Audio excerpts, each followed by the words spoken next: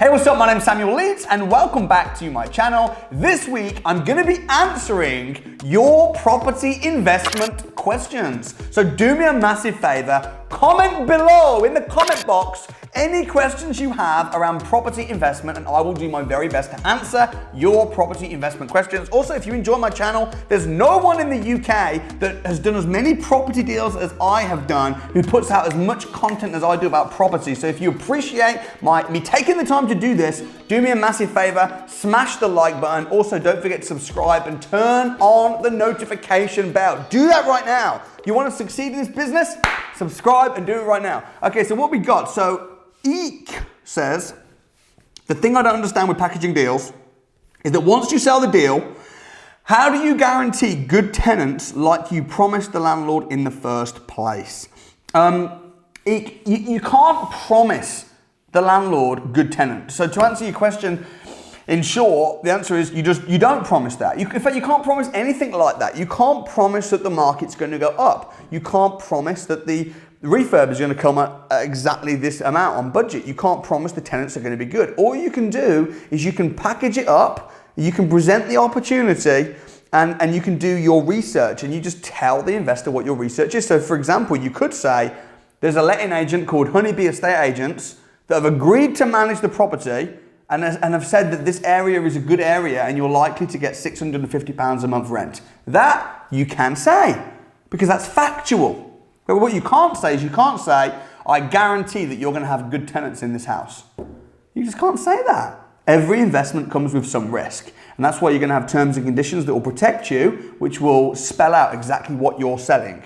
So really important. Okay, Mabuba Ahmed. Love the videos. I'm looking to buy a property in a company, but my accountant told me I need an SPV and a holding company. Is this true? How would you do yours?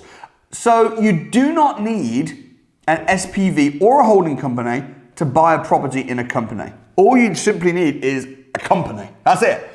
However, if you are growing a portfolio, it might be that you do want a holdings company, especially if you're doing multiple joint ventures. You might set up an SPV, a special purpose vehicle, for every time you do a development project, for example. So, it might be worth taking your accountant's advice or maybe speaking to some other accountants. I don't know your situation. I'm not qualified to give tax advice anyway, but you definitely do not need all those things just to buy a house. You don't. Whether you should get them if you're growing a portfolio is a different story. And how do I do mine? It varies from property to property. Sometimes I'll be buying properties and I'll do them as a joint venture. I'm not even on the title deeds, Other times I'll put them in a company. I've got a lot of properties in my personal name. It just varies property by property. So yeah, get second advice from a second accountant and see what you think. Toby Cox, I have a question that may be simple, but I'm confused. I know that if you had a deal sourcing business, then you'd have to be compliant. But if you've got the odd property you view as an investor that doesn't work for you, but you can sell it on to others, do you have to be compliant or not? Thanks for the help and inspiration. So Toby, it's a really good question. And I don't think that there is a black and white rule on this. Like when I started packaging and selling deals, people used to come to me and they'd be almost paying me for consultation. It'd be a bit like if you were a mechanic and, if your uncle's a mechanic and you say, I'm going to buy a car, can you come down with me and just help me choose, that's one thing, right?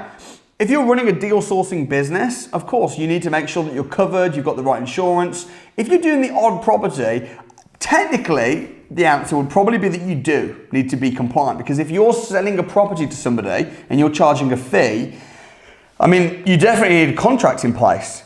If that doesn't work out, what's the protocol? So you probably should be registered with the ombudsman. So technically you probably should be. If you are trying to sell a deal as a one-off and you're not compliant and you're not registered and you haven't got a company, what I would say is just get professional advice and always be upfront with the investor and tell them what your situation is. So I hope that's helpful. Jamie McDonnell. When doing rent to rent, if the landlord owned the property before Article 4 and let it out as a single let, could I then rent the house out as a HMO? Unfortunately, you could not, because if it hasn't got planning, okay, Article 4 means that when Article 4 comes in, you need to get planning permission to rent a property out as a HMO. It's not about the landlord, it's about the house. If the house is in an Article 4 area and it didn't previously have HMO tenants, you cannot change the use of that house. So you wouldn't be able to do it as a rent-to-rent HMO, unfortunately, no. Harry A, how would you be able to get a loan aged 17 and how do you refinance a house? I bought my first house at 17. I bought it and then refinanced it. However, at 17, you're not even old enough to buy a house. So if you're that young, you might have to do what I did, which is find a family member who's happy to put it in their name with a view to them switching it back over to you later years. Okay, Cleo Jones. Samuel, I want you to visit one or two previous Winners on a Wednesday contestants and share an update with us. Sure, I can do that. I do that actually from time to time. I'll bring someone back a year or two later and I'll say, what's going on now? And I'll get an update. Winners on a Wednesday is crazy because I have so many people applying to be on Winners on a Wednesday and there's just so many good success students. It's incredible. Like I could probably do Winners on a Wednesday every day. But yeah, I'll definitely take your advice. Dream Chasing 247. I've been working on this deal for about 3 months. Okay. The mortgage is in principle and the survey was booked on the property. However, the seller has now changed his mind and doesn't want to sell the property anymore. Oh, so sorry. I feel your pain. I've paid the broker's fees, solicitor fees, and money for searches and survey. What to do next? What's the fastest way? All right, so first thing is I feel your pain. It's a real shame when that happens. It might be that the money that you've paid to your mortgage broker and the solicitors maybe even can be carried over onto the second property. It just depends on how much work they've done for that particular property. You're definitely not going to be able to carry out switch over all the fees. For example, if a mortgage broker says to you, oh, you need to pay me a £400 fee up front to just start the ball rolling, and you just paid it, and now you go, oh man, the property's fallen out, there's a good chance that they might carry that money or at least some of that money forward. Same thing with solicitors, it can happen. So maybe speak to them and see if you can do that. Another thing I want to say is, although it's really annoying what happened, and that's why sometimes it's nice to buy from auction or to put a lockout agreement in place, although a lockout agreement wouldn't even potentially stop that if he doesn't want to sell at all. It is annoying. The flip side to that being annoying is you can also pull out as well. When we're buying properties in England, and in most countries, not Scotland, but if you agree to buy a property, you agree it in principle, but it is always subject to, and you can pull out and walk away at the last minute. So, although that's annoying, and in Scotland, they just say you can't do it. At auction, you can't do it. Generally, when you're buying a property through an agent, you can do it. It does give peace of mind because it means that you can put forward an offer without having to spend loads of money on surveys and stuff before you put forward the offer. So it's just an unfortunate thing, and I hope that you can carry forward the fees.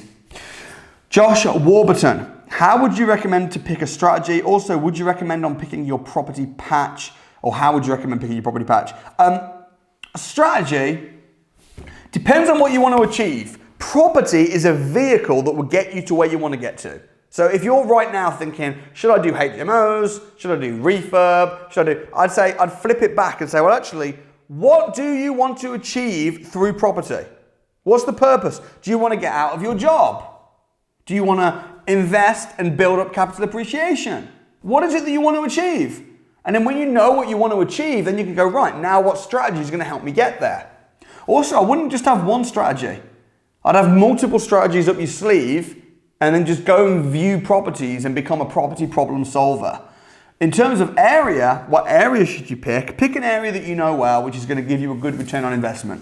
Where you buy low, rent high. An area where you can buy low, where you're going to get good ROI and you know the area. And if you don't know any areas like that, go and find an area and figure out the market. Fight on. Anyway, this question. If I were into the property game, I can't think of anyone I'd rather have on my side than Samuel. He's just not the type to do failure. Great, I appreciate that. It's not really a question, more of a statement, but look, in terms of failure, I'm not against failure as long as I'm failing forward. Okay, I think it was John Maxwell that said that. Or I'm failing my way to success. You're gonna fail in this business. You're gonna get rejected, you're gonna fail. So I'm okay with failure. What I'm not okay with is quitting. The only time to quit something is to do something else greater. So if I say, I'm going to quit this to do this, that's okay. But to say, oh, that was just a dream. No, it's too hard. And then quit, I'll never do that. So yeah, failure is not really something that I'm not okay with just quitting something because the going gets hard. You are right on that. All right, Aaron Morgan. When property sourcing, what's stopping the investor from backing out of the deal before the 14-day calling period, getting the refund, and then going to the vendor behind your back? Aaron Morgan, what's stopping them is a contract. A contract. People sometimes forget that when you've signed a contract or even got an agreement over email, you can't just then go, actually, I don't want to do that. Lest you get sued. And another thing is this. Don't ever just think, oh, you know what though, I wouldn't sue them anyway, so it's too much hassle, so they might just, no, sue them. If someone's got a contract and they break the contract, you can take them to small claims court and you will win. You will win. So it's not wishy-washy, maybe. That's why you need a contract. Don't ever take money from somebody without having a contract in place. Even if they're your best friend, even if they're your brother. You need clarity, you need a contract. And in the contract it will say that they can't try and buy the property or cut you out without paying your fee. It will say that they can't try and pass the property on to somebody else. It will say that will all be in the contract. So yeah. And you don't need to pay thousands and thousands of pounds to solicitors to have a contract either. People will say, unless the solicitor draws up the contract, it's not legally binding. BS! It's not true. It's not true. A contract, if you're in the small claims court and you go, look, this is what he signed, the judge will read it and will make a decision. He won't go, well, hold on there, was this specially drawn up by a solicitor? No, it's there, black and white. People don't know they're naive because I've sold hundreds of deals. I've been in this game for 12 years. I've had a lot go good and I've had some go wrong.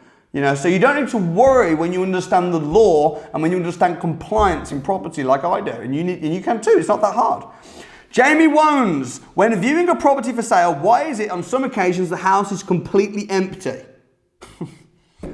i.e., no carpets, wallpaper, skirting ripped, etc. Especially if you know it's not a flood or fire damaged. I don't know, I don't care.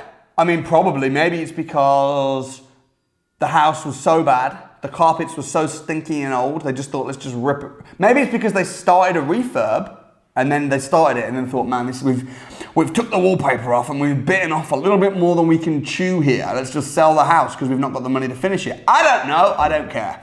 I'm not really bothered. I just think about, a lot of people try and figure out stuff, I go around property viewings and I go, what did this used to be? I wonder what are they selling? I'm like, I don't care, man. Just give me the deal, and is it a good deal? I'll put it through my calculator, and if it's good, I'll buy it. And if it's not, I won't. I'm not going to try and figure out why this, why that. I'm not going to sign up to that class. But anyway, great question. Well, yeah, subscribe. You're going to unsubscribe now. Anyway, next question, Max Seaman. How do you handle utility bills within a HMO? Within a HMO, I pay the bills, and the reason I pay the bills is because convenience sells. And when in 2021, nothing sells better than speed and convenience. And when you're trying to rent a room out and you're able to just say, all the bills are included, it's furnished, they just come in and then they go out, and it's just simple for them. And for me, you're going to pay the bills, but then you're going to charge considerable amount extra per room because of that convenience. And how you're going to pay the bills on the HMO? I use Utility Warehouse because I've got some friends who are distributors. I'm just going to have a monthly direct debit, paying the bills in my name, and then the tenants are all going to come in. You don't want them setting up, each tenant trying to set up it in their name, and then 6 months they move out and you've got all the admin problems, Just pay the bills in HMOs. Russell Petrie, rent to rents. Have you tried Dover? I actually haven't tried Dover. I imagine Dover would be a pretty good area. That's where the ferry goes to France, right? So I've been on that ferry. I imagine it would work. I've never done it. Let me know how you get on. Last question. Drillionaire! Hi Samuel, I'm looking to get a lease option agreement as my first property investment. Do you think it'll be worth getting a simple 2-bed terrace as a lease option agreement for say £300 a month cash flow? Or do you think I should look even further for a better deal first?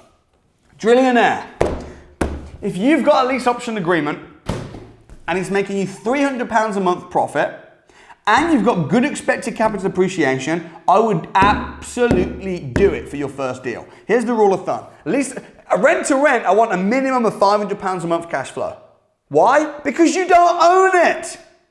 And you're not benefiting from any capital appreciation. So if a rent to rent, you're just controlling it. If you're not making £500 a month, it's not worth it. Lease option agreement, you actually benefit from any future capital appreciation. So if it's making you with a lease option, I'll say minimum of 200. Any less than 200 and you might end up, if you have a bad month, losing money. You don't want to lose money. But if it makes a couple £100 a month and it appreciates, worth it. £300, get that deal, sign that deal. Obviously, I've not seen it. Do your normal due diligence on it. But yeah, £300 a month is really good. Hey folks, I love doing this. I love answering your questions. In order for me to answer your questions, guess what? I need questions. So please do me a massive favor and comment your questions in the comment box below. Also, smash the like button and subscribe to the channel. And I look forward to seeing you on the next video. Thanks so much. Peace out.